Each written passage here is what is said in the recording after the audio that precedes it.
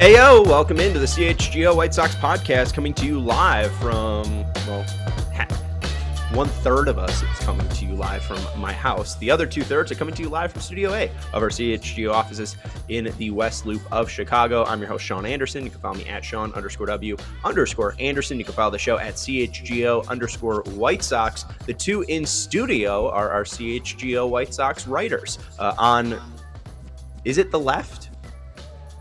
Yeah. Depends on who you're talking about, I suppose. Vinnie Duber. Yeah, you can follow him at Vinnie Duber. He's our CHGO White Sox beat writer. You can read his latest piece about Martin Maldonado and that acquisition for the White Sox reportedly up at ALLCITY.com. And the man on the right is Jared Wyllys, our White Sox and Cubs writer, our baseball writer. You can follow him at JWyllysWise instead of Eyes at JWYLLYS. Hi, Jared. Hey, Sean. How are things? We haven't seen you in a bit. I know it's been, I think, what was that? Just before Thanksgiving was the last time I got to chat with you guys. So it's been a little while. And unlike the Cubs, the other team that you cover, the Sox have been active. We have to talk. Yeah, they've actually been doing some stuff. Yeah.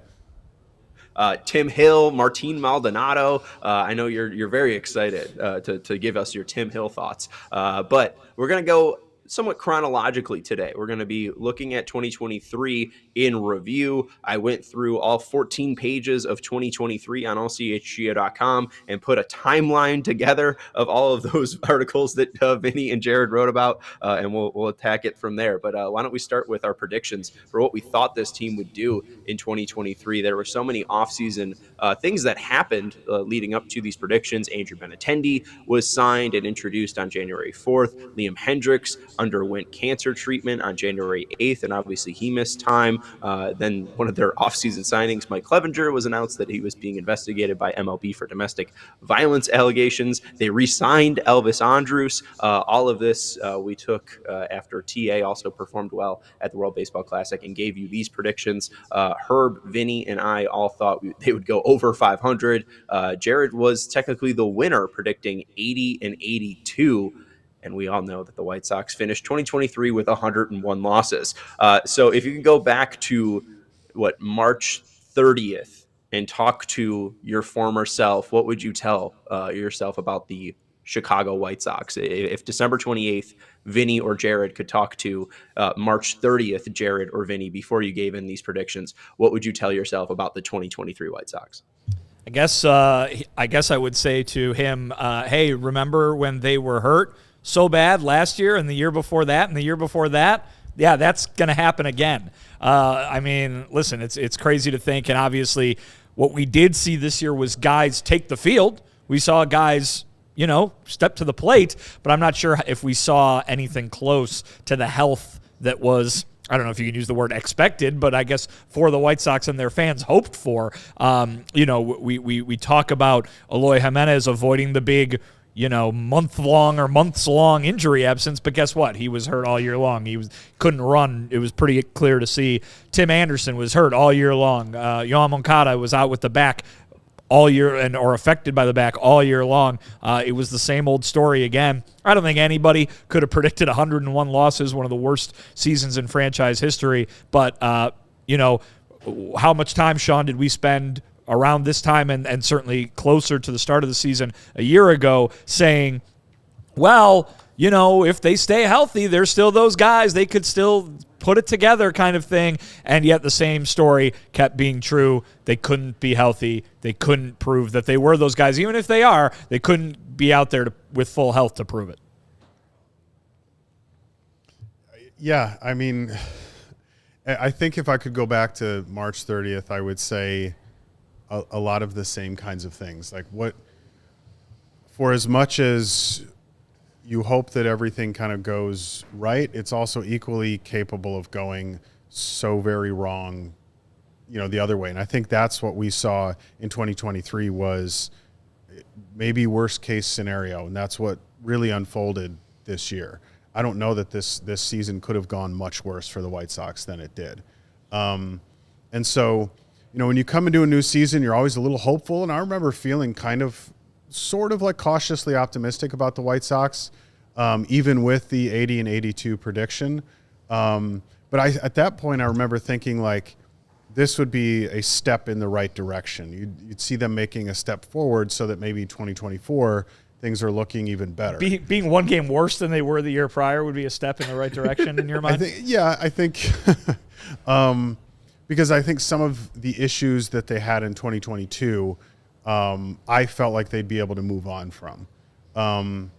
But like I said, I think the biggest lesson is that there's, you always hope for, here's all the best case scenario stuff. Well, if this happens, if they stay healthy, if the new manager really kind of injects this fire into the team that we felt like they needed in 2022, if that, then yeah, things are going to look pretty good.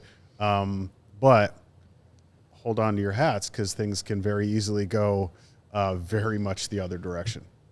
Yeah, right. As to Vinny's point, by April 10th, Eloy Jimenez, Yohan Moncada, and Tim Anderson were all on the IL. So it basically took about 11 games for them to just settle out to where they ended up being. Tim obviously would struggle with power for the entire season after Hanser Alberto performed a flying knee buster on him. If this was WWE, I think we'd be applauding his form and his ability to really just take out Tim Anderson there. But again, this is baseball, and they're on the same team. All he did was throw the ball. All he did was throw the ball. He didn't even have to make contact. He just had to put the ball in the worst possible spot for the runner to run right into TA. It wasn't Hanser that ran into him. No, it was a pickle gone awry, and Hanser's throw to TA, who was covering third base at the time, was just, like I said, right in the right spot where he had to kind of move in to the runner who was coming in. And boy, that's kind of the last. That was kind of the last gasp of the potential for a good year for Mr. Waiting for the Red Line, Tim Anderson over here on the Foco bobblehead. I didn't put this in the timeline, Leury Garcia getting DFA'd, but what do we think about them paying Leury Garcia $5.5 million to not play for them in 2023 just to replace him with Hanser Alberto, who wouldn't last 2 months on this team? Well, certainly hindsight makes it seem even more ridiculous, but I think in the moment, White Sox fans were thrilled with that decision. I mean, Leury Garcia was a guy who couldn't really consistently produce when he'd been forced into a role that he wasn't really expected to play. And then when he showed up to spring training, everybody was like, well, they're not going to just pay him to go away. I guess he's soaking up a roster spot. They showed that they weren't afraid. They showed that they weren't afraid to take on that cost if it meant putting a better roster together. You'll remember Hanser Alberto was tearing it up in spring training. Again, you chuckle, Sean. You chuckle, Sean, but he was. Everybody in our comments back then was just begging for that move to be made for Leury Garcia to go away so Hanser Alberto could take that roster spot. And then the game started counting, and the numbers weren't so great. Now I need to look up Hanser Alberto's spring training stats. They were good. Killer he was. I can't find those super easily. But yeah, I mean, again, that's not where the White Sox season went wrong.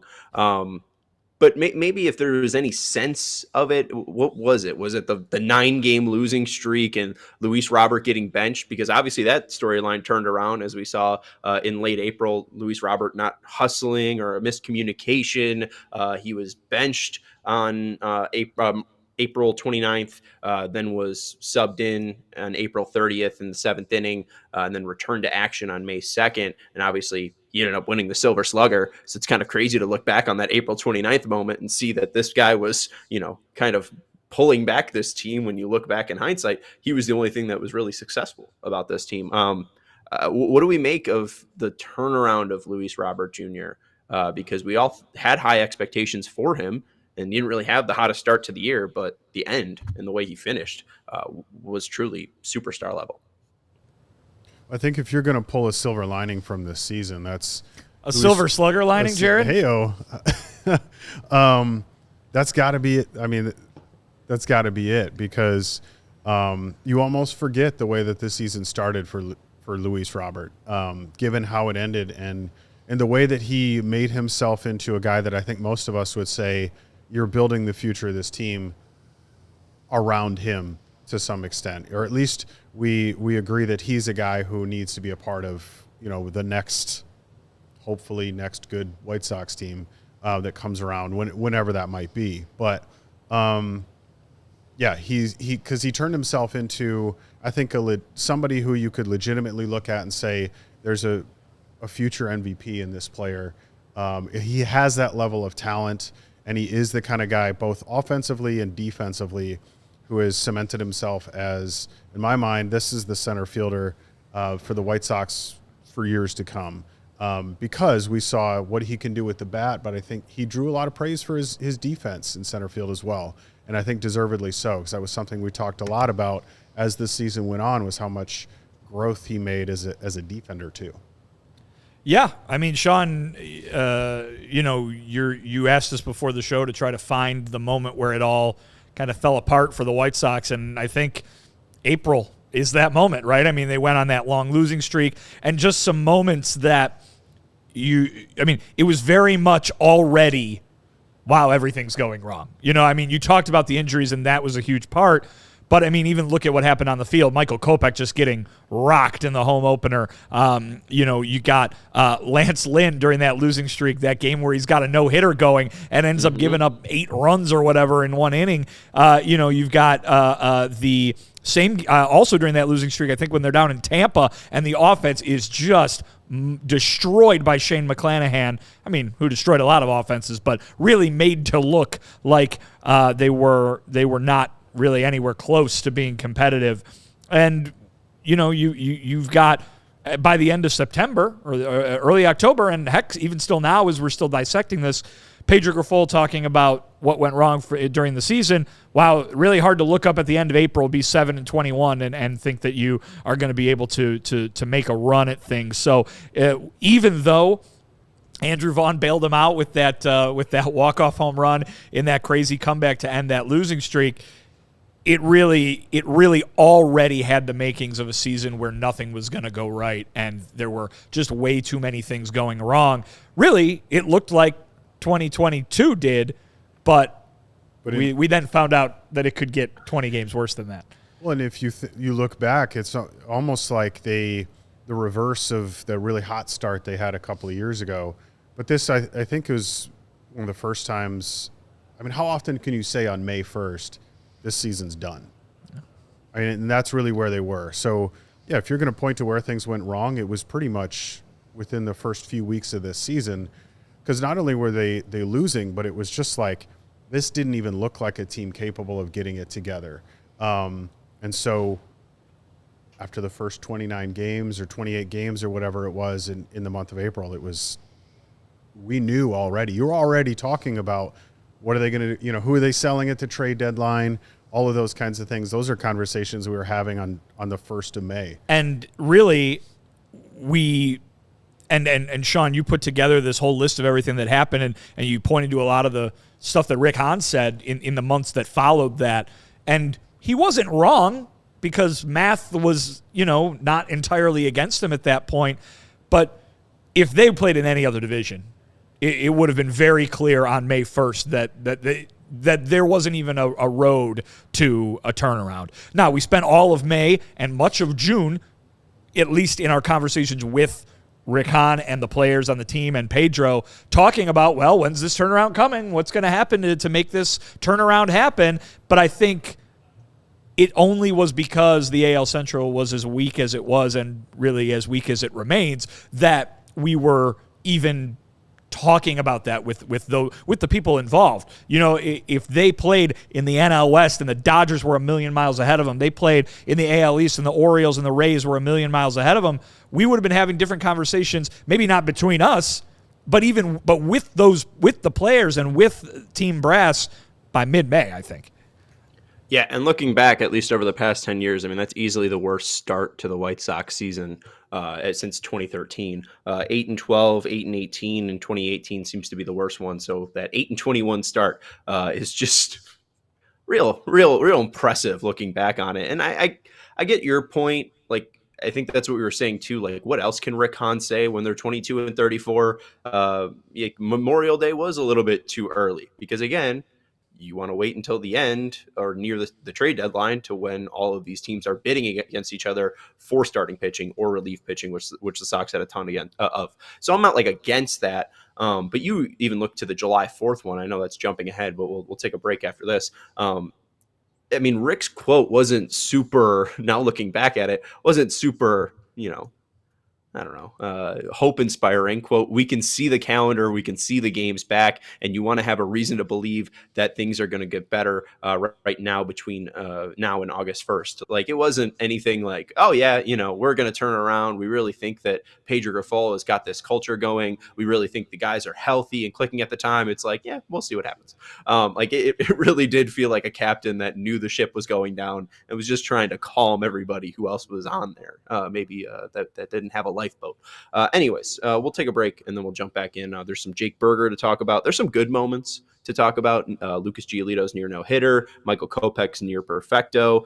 We can also talk about the Liam Hendriks whole saga of him getting the diagnosis, him saying that he was done with his cancer treatment, him being cancer-free, him making his return. We'll get into it. Want to let you know, though, about our friends over at CIRCA Sportsbook. Download the CIRCA Sportsbook app today. They are now in Illinois, so go to circasports.com/Illinois-app to sign up today. That's circasports.com/Illinois-app today. They are always going to be striving to have games and offering you games with a -110 split on their menu, unlike other sports books, which may use a -115 or -120 split. If you're looking to bet on tonight's Thursday night matchup between the Jets and the Browns, CIRCA is your place to be, whether you are betting the spread, whether you're taking a team straight up, whether you are taking the over or the under. CIRCA is never going to limit you based on your winnings. Every player has the same limits, unlike other books who limit their winning players. And if you have an issue with CIRCA, there are real people behind the CIRCA brand who resolve issues in a timely fashion, unlike other books who use chatbots. They are the world's largest sports book, and they are trying to give you the best experience and the best way to win, right? If you have a line or a side that you really feel great about, CIRCA is the place to put your money down at. So download the CIRCA Sports Illinois app at circasports.com/Illinois-app. That's circasports.com/Illinois-app. If you or somebody you know may have a problem with gambling, call 1-800-GAMBLER, 1-800-426-2537, text GMB 833-234, or visit areyoureallywinning.com. Vinny, if people are, gambling and watching the game, they're probably going to be enjoying a beverage, right? They're going to get thirsty, Sean, and so they're going to need to go over to their fridge. And, of course, because they're a great Chicagoan, their fridge is well-stocked with the finest beer you could purchase. That's Goose Island and, of course, my beloved 312. Sarah? There it is. All right. So, as we know, folks, if you've been listening for the last week or so, not long ago, I was having a lovely day over in Westtown, and I decided to stop by the Fulton Street tap room that the fine folks at Goose Island have over there. Yeah, you can get your 312 and your full pocket pills and all your beer hugs over at the Jewels. But if you go to the tap room, you can get yourself some brewery exclusives. I had the Polar Peel Winter Wit, which is kind of difficult to say, but it is not difficult to drink. It has a little bit of ginger in it. It feels very nice as you take a nice little sip on a cold day like we've had here recently. But, we love Goose Island. They've been Chicago's beer since 1988. They're great supporters of us here at CHGO. And what did I get in my email inbox yesterday, to make a quick aside? The fine folks over at the Salt Shed, which put on the great concerts all throughout the year, that's where Goose Island's brewery, which used to be over in Lincoln Park, is going to end up. They got a nice little artist rendering. You can see it there right on the river. So this summer, I have a feeling, if it's open by then, I have no idea when it's open. But once it's open, this summer, you're going to want to be wandering down there to get yourself a beer or two or three or four before you go watch a wonderful concert over there. Basically, what you're going to want to do is have yourself a honkingly good time. Very nice.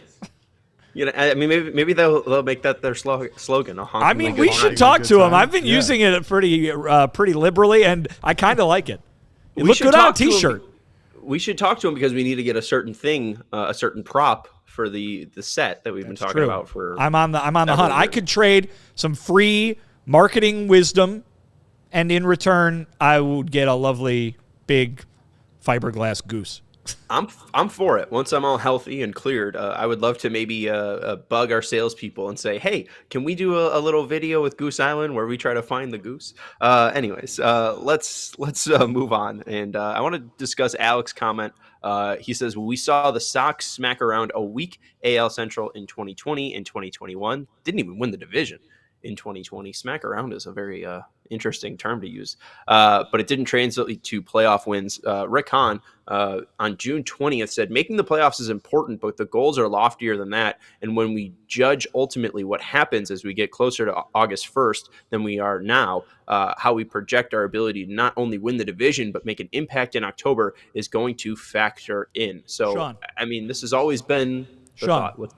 We've got some breaking White Sox news. We do?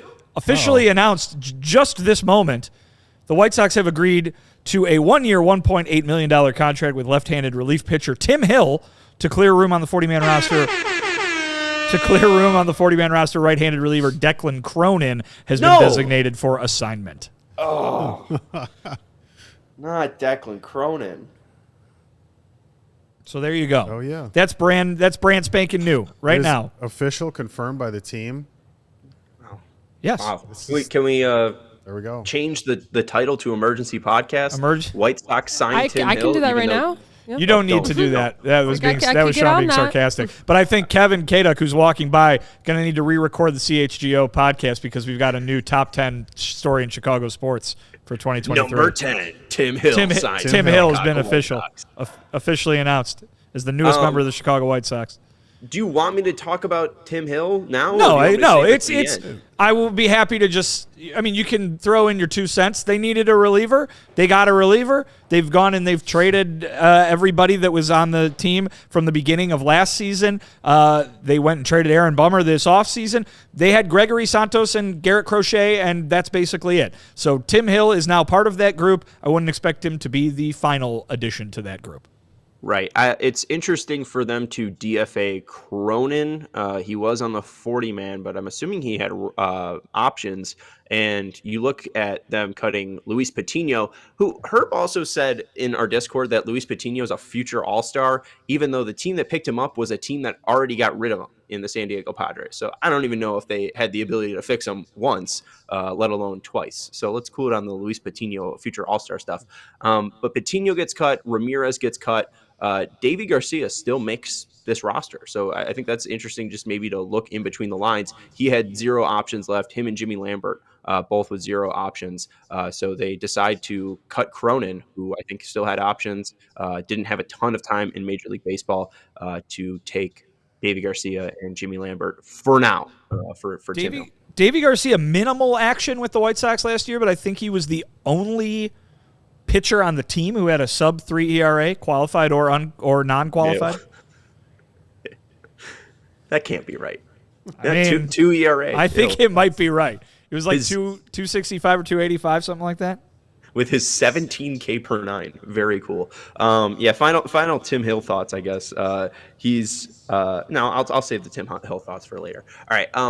So going back to Alex's quote, I mean, Rick Hahn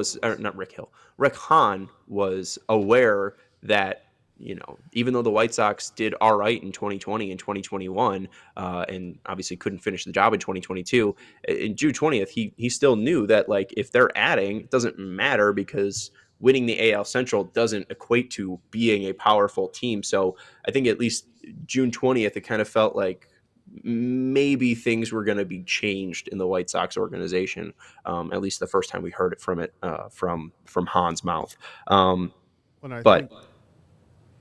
Sean, like you rightfully pointed out, I think referring to what they did those 2 seasons as smacking around the AL Central is, I would encourage Alex or anyone else to go back and look at how those teams performed those 2 seasons, and I don't think you could say they were really doing a lot of smacking around. 21, they won that division handily in 21. It didn't mean that they were, obviously, it didn't mean by the time they got to the playoffs that they were this unstoppable force or anything like that. But, I mean, they won the division pretty easily in 2021. Right, and that's the season, I made reference to it a couple of minutes ago, but they started off really hot. I think first half was really strong, but if I remember correctly, that's the year that they basically played 500 baseball in the second half. And then I don't know if a momentum thing or whatever, but by the time they got to the playoffs, they were not playing like the team that they had been in the first half of the season. So I think it's important, yes, to note that it's one thing to be good enough to win the division. It's a very different thing to be good enough to be competitive in the playoffs. But I think going back and looking at those two teams, 2020 and 2021, they were good enough to do A, but we all, I think, agree not good enough to do B. So, but right now, going into 2024, they're not good enough to do either. Right. So neither of those things are in the discussion anymore. So, but yeah, I just felt like, I don't know if we would say they're smacking anyone around, but I think it is a fair point, though.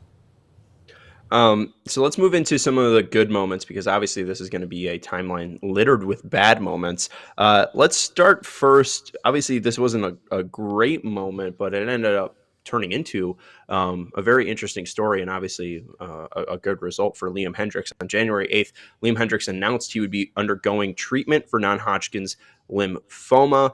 And then on May 4th, Liam Hendriks, and fittingly May 4th, right? Because he's a Star Wars guy, I think.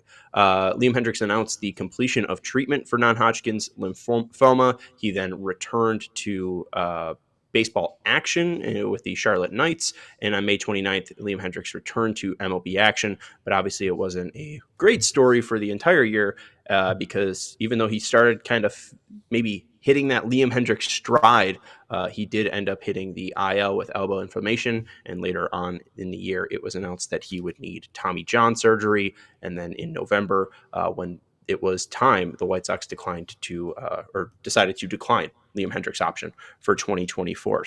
So what do we make of, again, before we're going into 2022, we had no idea that Liam Hendriks would ever be dealing with this sickness.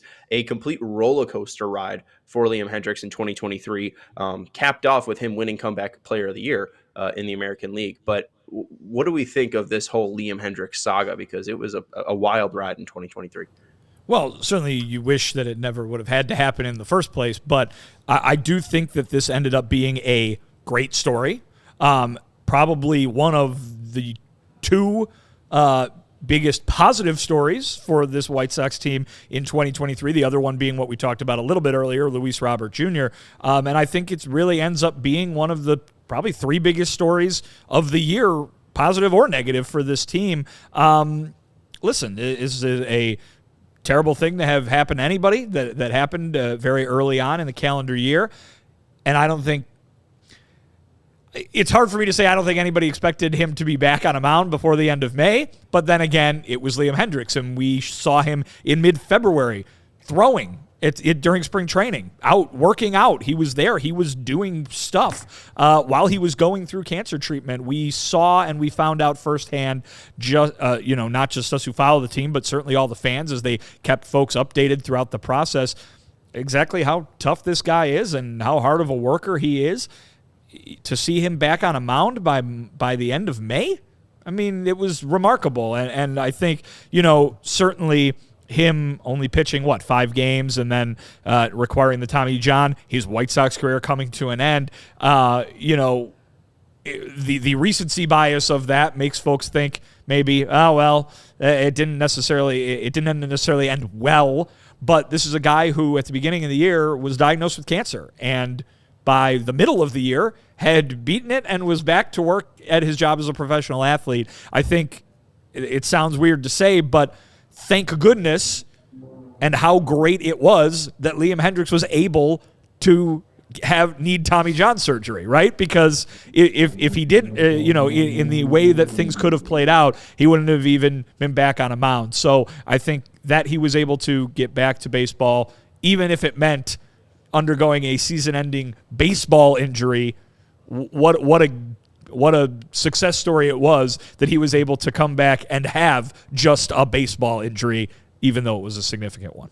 But I think anybody who covers the White Sox would probably agree that of the guys in the locker room, Liam Hendriks was always one of the most pleasant to interact with. Consistently there in the clubhouse, always happy to talk, available. I think was always pretty candid with us too.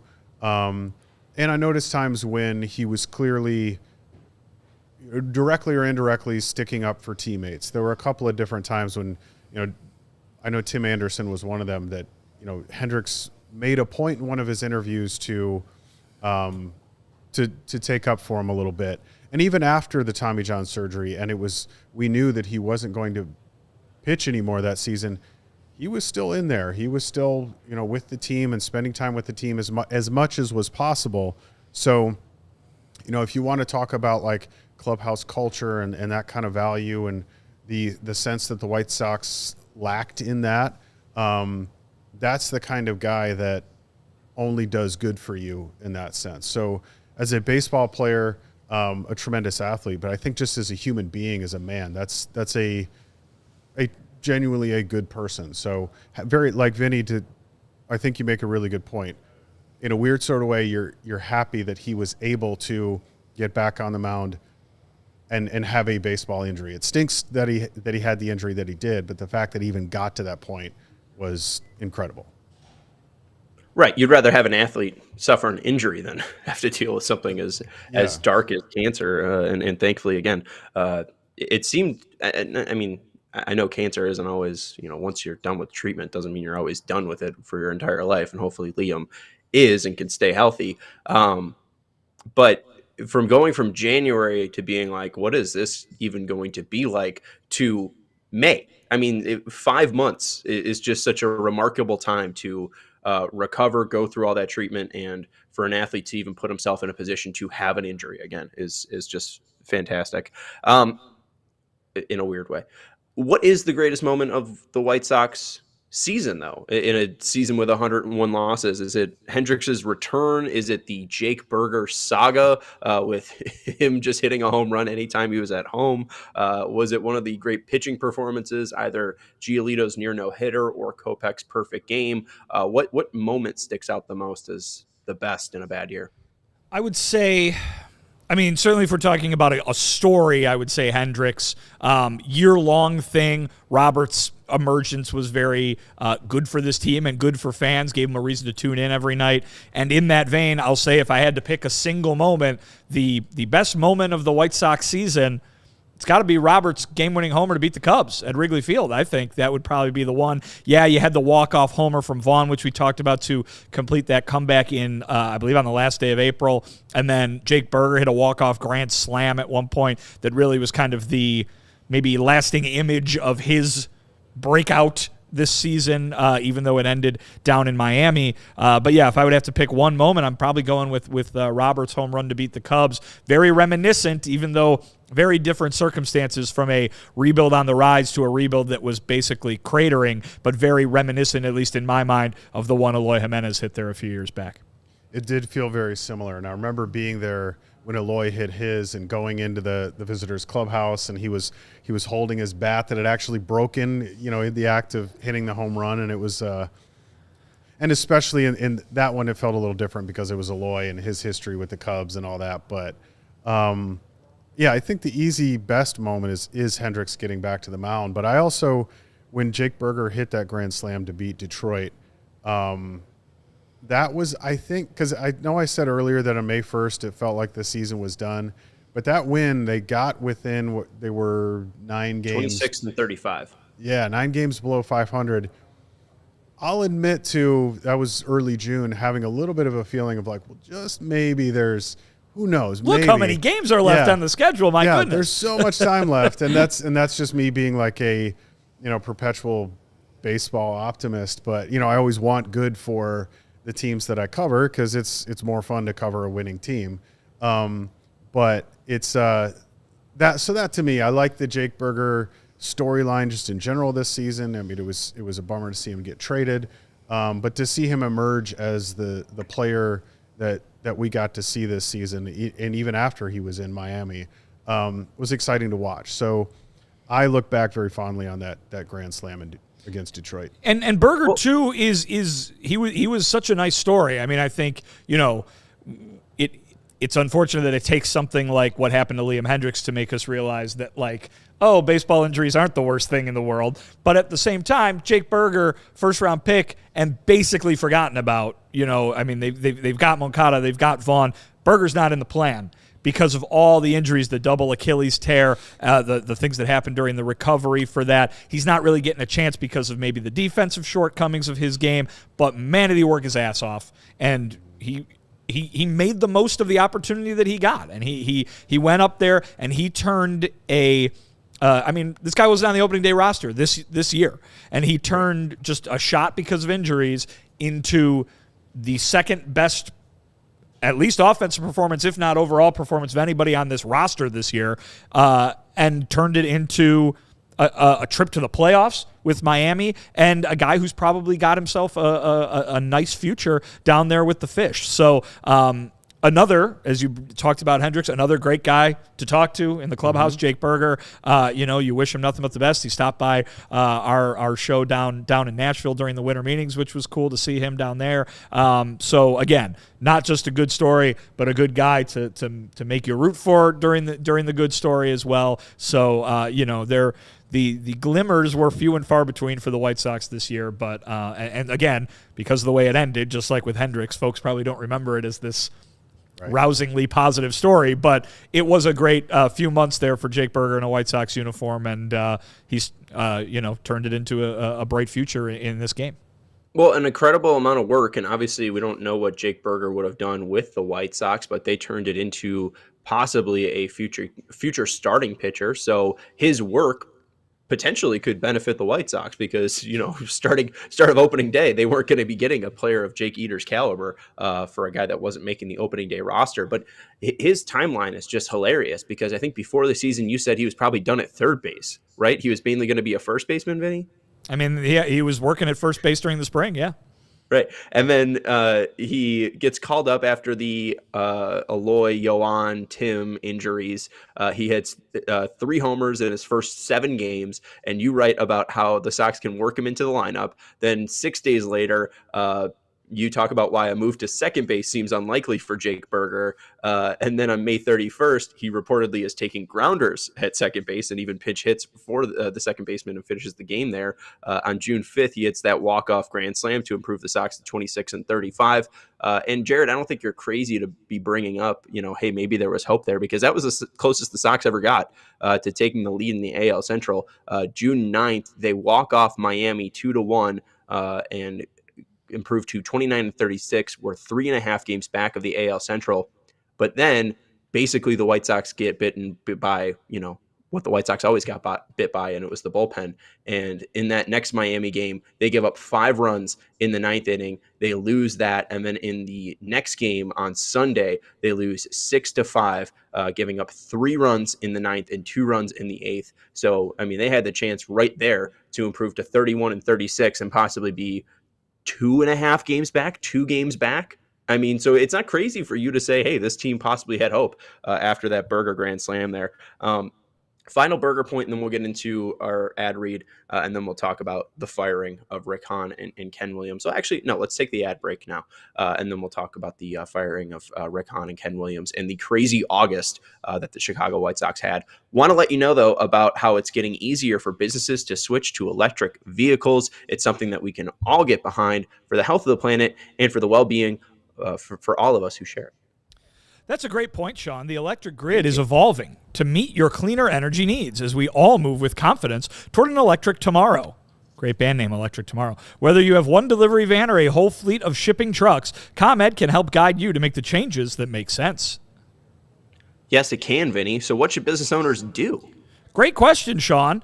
Go to ComEd.com/clean to learn more about the resources, fleet rebates, and infrastructure incentives available to help businesses go electric. If you, yes, you own a business, don't wait.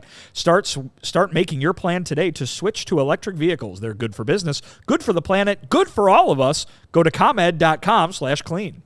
Did you say ComEd.com/clean?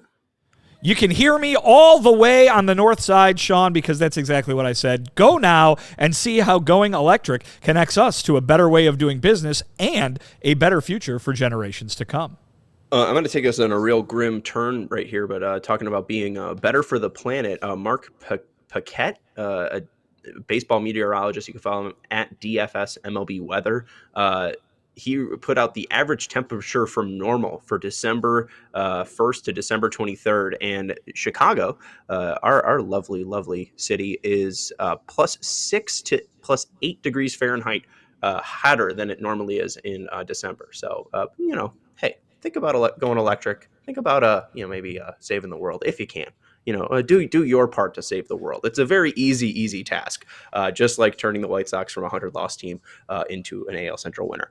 All right, so let's jump into the Rick Hahn firing, and I'll try to tie this into Jake Burger. The Sox Jerry Reinsdorf ends up removing Rick Hahn from the GM position and Ken Williams as president of baseball operations on August 22nd. That's 3 weeks, by the way, after the trade deadline in which they traded everybody. Yeah. Right. So Berger, we bring up the second base thing. He makes his first start on July 25th and then ends up being traded on August 1st. What I want to ask you guys, and I know that we've brought this up before and it's mainly revisionist history, but did Jerry Reinsdorf make a mistake letting Ken Williams and Rick Hahn continue to fight at the trade deadline over the future of the White Sox? As we know, both of those guys weren't going to be continuing, leading the White Sox into their future. So did Reinsdorf make a mistake not making the switch to Getz earlier? Because I know we can say at the time he didn't know that Chris Getz was going to be replacing Ken Williams and Rick Hahn. But who was the leading candidate on August 22nd when he did fire Rick Hahn and Ken Williams? I don't think anyone was surprised by Chris Getz. So did Reinsdorf make a mistake firing Hahn and Williams too late? Jared? Well, I think that's a really good question. And I think you kind of have to, objectively, you almost have to say yes, because if you don't think that they're capable of leading the team into the future, then why would you entrust them with this trade deadline? If either you turn around and fire them 3 weeks later. If that's the way that you felt about this team leadership, I doubt it changed that much between the end of July and the end of August. So if you kind of knew that this is what you were going to do, on one hand, yes, maybe you do it sooner so that you have someone else facilitating the trade deadline. But the flip side of that is, let's say that they do fire those guys a month and a half earlier. You are also then having to decide who's taking their place and putting them immediately in the position of, now you've got to navigate this trade deadline. And, oh, by the way, it's a super important one. And even if it is Chris Getz and you kind of know that that's the direction you're leaning, that's still a lot to ask of a GM in their first few weeks on the job. But I still come back to, if you didn't think that these were your guys, then I don't know why you let them make these moves when they're going to lose their jobs just a few weeks later. Well, and that's the answer to, and that's my answer to the question, which we've talked about this before, Sean, which is the question doesn't need to be asked because on August 1st, Jerry didn't want to fire them. He had not come to the decision yet. And I know you find that hard to believe because you wanted them, or you thought they had done what needed to happen for them to be gone. Herb obviously feels the season would be over at May 1st. I mean, we just said that during this podcast. Sean, I'm not telling you how you think. I'm telling you how Jerry was thinking. And Jerry told us that he did not make the decision until closer to the day that the decision was actually made. And so really that question doesn't even matter because it wasn't going to happen. It's not like he was like, ooh, I'm sitting here, I'll see how tomorrow goes. Like, he truthfully told us that he hadn't made the decision until later. Whether you think that's a relevant or a deserved line of thinking or not doesn't really matter because he's the owner. But what I will say is it's very much a question based entirely on the one move. And not even all of the one move, just, hey, could Jake Burger still be here? Because what Rick Hahn and Kenny Williams did at the trade deadline was trade guys to put and then acquire young players to put the White Sox in a better position for the long term. And I think that what you look at as being Chris Getz's goal once he took over, as we look toward 25 or 26 or beyond, the trades that Rick Hahn and Kenny Williams made at the trade deadline helped that goal out. And I mean, they get guys like Caro and Eder and Nastrini and Bush, guys that could factor into the future. And I think that they've got a lot more. Let's say this. The future is brighter as we sit here today because of those trades that were made by people who no longer run the team than it would have been, or than it would have been had they not made those trades. Right. I just find it interesting, as NBC Sports Chicago reported, I think on August 23rd, that Ken Williams ended up making the trade for Jake Burger, maybe against other people's wishes in the front office. I find it interesting that the one trade or the one move that was questionable was one that was reported on having some infighting. So it's like, if that infighting wasn't going on, and obviously, Jared, you bring up a great point that Chris Getz would be put in a pretty difficult position to have that be his first trade deadline within a month of being put under that job. And obviously, Vinny, you're talking about, Jerry not being at the decision even yet at the deadline. I don't know. I think if, for what it's worth, I mean, they probably still get a B+ for what they did at the deadline, just because that Burger question mark is still there on what Eder can end up finishing, but it's just one player you're losing. For the most part, like you bring up, Caro, Nastrini, Bush, Leisure, Corey Lee, all those guys. Even was Davey Garcia part of the Middleton trade? No, he was a waiver claim. Waiver? Okay. Yeah. But still, they did, I think, a decent job of at least moving on from the players that needed to be moved on from. And the one question mark is, should Jake Burger been one of those players that the Sox moved on from? It was Juan Carrera. Juan Carrera was the guy that Middleton was traded for with the Yankees. All right. Speaking of Keenan Middleton, is that the next thing on your timeline? I guess. I mean, how big what of a segue, Sean! You did it. How big of a story do you think that was? Because, and maybe do you think that story leaking out led to the firing? Because I think it was on August 7th, Middleton ends up addressing the Sox culture issues, and Rick Hahn spoke the same day on what Middleton had to say. Is that really that big of a turning point, though? Because I thought of it as just like a blip. I don't know. Let's put it this way. It was part of the snowball effect. And as we are still in the first week of August, you're going to see that snowball got really, really, really big. And I think, listen, we're talking about Jerry having not made his decision on August 1st when the trade deadline happened. I'm not saying he made it on August 7th when Middleton was talking about all this stuff, but he made it by August 22nd. And there were things that happened with this team, both on the field and off the field, between the end of July and the 3 weeks into August, that probably made it look like this was a lot more off course than it looked, even when things were bad just on the field early on in the season. So was it the turning point or a turning point? No, but it also showed what Rick Hahn and company kept saying at the trade deadline was, we made all these moves to correct what was going on inside the clubhouse. And then you get people talking about the culture. I mean, again, all of these are the things that sunk this team to the low point that they are at the moment. And that is part of it.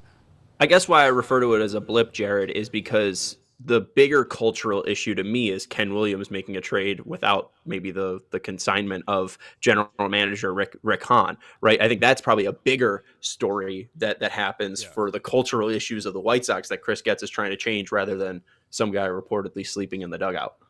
Right, because I think every baseball team within their locker room, they're going to have – no team is free of issues. Now, were the White Sox problems in their locker room maybe worse than other teams? It sounds like they could have been. I do think it's significant that somebody like Middleton would have spoken up and spoken, pretty openly about what the things that he observed, because a player in his position has a lot to lose if teams don't want to sign him, don't want to bring him on board, because he's he's violated one of those unspoken baseball rules where you don't talk about what's going on in the clubhouse. So to me, it said a lot that he was willing to speak up about that. But yeah, Sean, I think you're right. Like, if the bigger issue is if you have, the right hand doing something that the left hand doesn't know about or doesn't agree with, and it's impacting the future of the team beyond just the season that you're in, that's a much deeper issue. And that to me would be, if I'm in Jerry Reinsdorf's position, if I see that kind of thing going on between Kenny Williams and Rick Hahn, then that's probably plays a bigger role in my decision to say, I don't know that these are the guys that I want running my team anymore. Yeah, and that August is just a historic run for the White Sox. Berger traded on August 1st. On August 2nd, Rick Hahn said that contention was viable in 2024.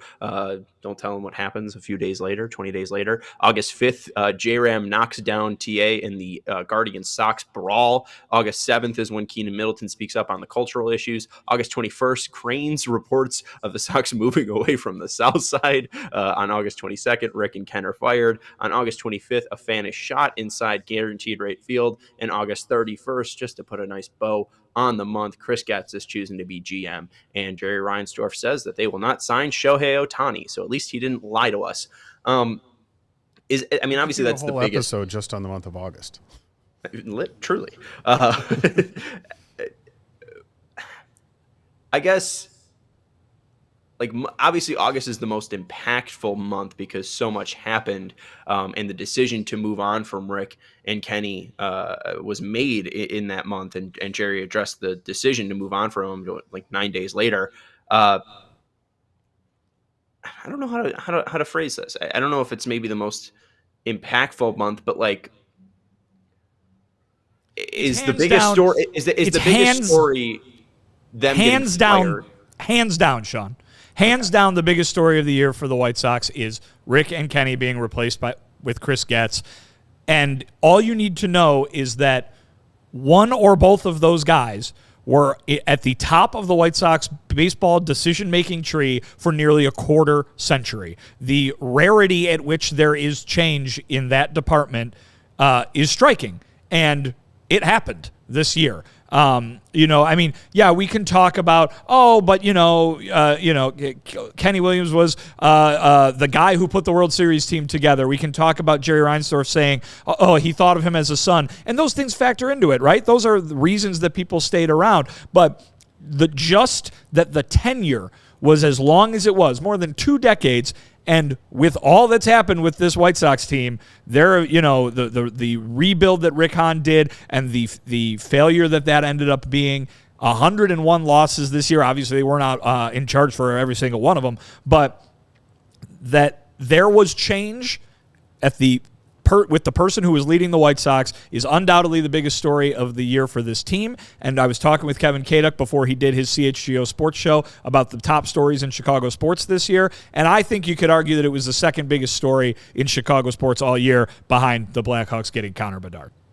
Yeah, that's fair. I can't really argue with that. I guess, Jared, is it more surprising that Rick and Kenny get fired, or that this team in this moment, in this rebuild, the team that you picked to go 80 and 82 with a brand new manager finishes with 101 losses? Because maybe is it the result that ends up leading to them getting fired? And as Vinny says, they didn't even finish out the season. Or is it the actual action of, removing the person that was in charge for 25 plus years?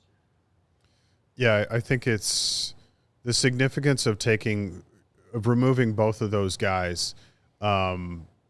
That can't be overstated, I think, because it's a monumental shift in the front office, because we've seen since then what Getz has done and some of the guys that he's brought in, and so that front office staff looks so much different now than it did just a few months ago. And that's if you want to talk about really changing the way that this team operates, this is the thing that we've all kind of said needed to happen.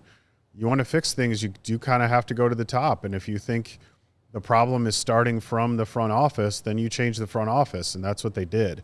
So now it's, there's still there's a lot to be done, but I think, in my opinion, they've made the biggest move. And if you want to see the team improve, then that was the move that needed to be made. Is Chris Getz the right guy? Time will tell. Let's see how things develop from here, what he does the rest of this offseason, how much differently this team plays in 2024. I don't think they're going to lose 100 games again, but I think we'll be seeing you want to see more like fundamentally sound baseball, those kinds of things, because Pedro Grifol talked about that a lot in the last year. We didn't always see it on the field, but those are the things that I'm looking for. Is are they making the improvements that they say that they're wanting to make? Yeah, and the other thing that I didn't bring up, at least shocking, November 9th, Jason Benetti leaves the booth for Detroit. That was shocking as well. And even the Rick Hahn 100-loss thing, like what's more shocking, them actually getting fired or them losing 100 games? It's probably a chicken and egg or the egg thing. The only reason why they're getting fired is because the team's that bad. But Jason leaving the booth, there's obviously Tim's and Liam's options being declined. Getz filling out that front office staff, like you said. Nicky Lopez being acquired, them signing Fedde, Maldonado, DeYoung. What have we made of this offseason? Because it hasn't been short of any headlines. Jared? Thanks I've made my for- thoughts known on it over and over again. Yeah. So You've been great at conducting traffic here, Vin. Yes. What do we make of this offseason? The goal was Or maybe to improve. what do you think of the Benetti move? Oh, that Jason Benetti, I think, is one of the best guys in baseball. So to lose him from your broadcast it's sad, and but I know he talked a little bit about why he made that move. In some ways, it's similar to Len Casper leaving the Cubs and coming to the White Sox. So, there's at the end of the day, there's career goals that these guys have, and they'll leave one organization to go to another in order to meet those goals. So, but yeah, it's a big loss to not have Benetti on the South Side anymore. I'll miss seeing him around at Sox games, hearing his voice, when I'm at home. So that's disappointing. But as far as what they've done with the roster, if the stated goal was to improve on defense, I think you could say that they're accomplishing that. They should be a much better defensive team in 2024 than they have been. Now, do they need a lot more to continue getting better? Yes, of course. But this is what you said you wanted to do. It's what you are doing so far. So I can't really be mad about that, because that's what you said you wanted to do. And I'm talking about, Chris Getz. So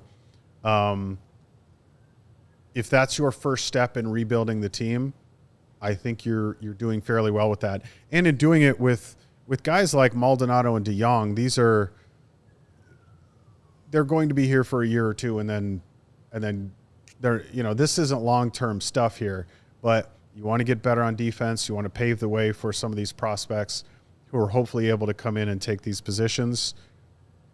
I can't be too mad at what they've done so far.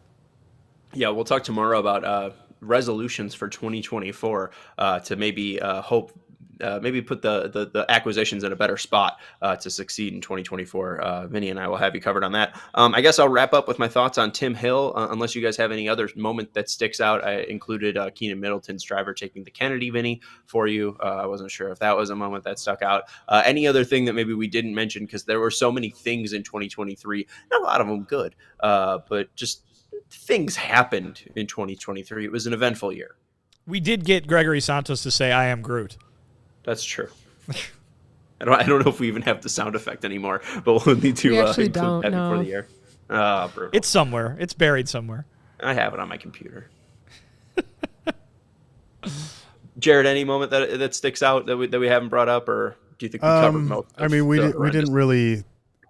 We mentioned it, didn't really get into it, but of course the fan getting shot, very strange story, and in a way, I'm thankful that it was more a product of just something really weird happening, as opposed to something that could have been a lot uglier. Because when you first heard about it, it was pretty scary. I was there the day after that happened, and the more we learned about what we think took place, I think it was just what a strange moment, and what has been a very eventful and frustrating season in a lot of ways. But yeah, I think I look back on it now and I think I'm in a weird sort of way, I'm just glad it was just something very odd as opposed to, an intentional act of violence or something along those lines. Yeah, and we still have no resolution to what happened. Jerry Reinsdorf said that the shot did not come from inside the stadium, yet the woman said that she did not have a gun or did not snuggle a gun. She told ABC 7 the end of September that she did not sneak a gun into the ballpark. She also has never she's never owned a firearm, although she does have a FOID card. The victim said she's been fully cooperating with police, and the last time they contacted her was the day after the shooting. So we might never have a resolution to that very, very weird story, which must make people feel very, very safe to go watch the White Sox, the 101 loss White Sox in 2024. My final thoughts are the moment that happened today.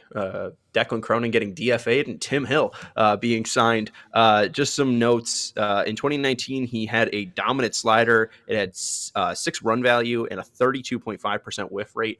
Not sure if they're going to be looking to unlock that slider, as it has been a down pitch in 2021, 2022, and 2023 for Hill. Last year, he was 7th in ground ball rate for pitchers minimum of 40 innings pitched. So if you are looking for somebody to replace Aaron Bummer as that weird arm slot ground ball lefty, Tim Hill is your guy, and he has the 3rd lowest vertical release. So I wouldn't call him a submariner, but he is the most submarine-y of the sidearmers.